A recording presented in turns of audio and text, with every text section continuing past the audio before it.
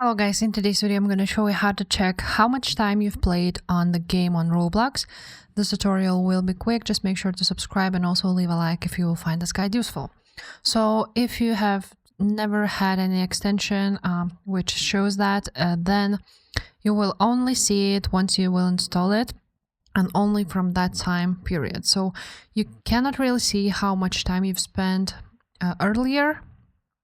But if you want to start counting your time spent, then you will need one extension, because on Roblox itself it doesn't show anywhere how much time you have spent on this game. So you want to go ahead and go to your browser and write down RoPro. This is the extension which adds a lot of useful features, and also adds, you need to turn it on, but it adds time played option. So you want to go ahead and download it. As you can see, you can track your playtime by game.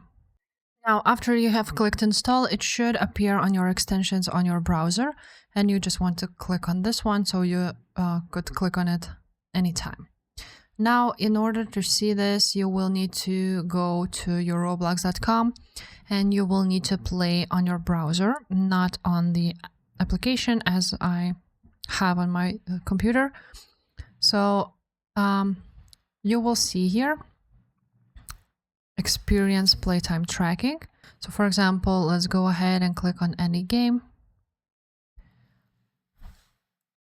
Now in order for this to work, you need to play the web version of Roblox, and here on the playtime, as you can see, you will see how much time you have played from now on once you have installed the RoPro.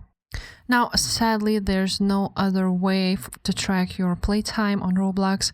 If this video was helpful, guys, make sure to subscribe, and I will see you next time. Bye.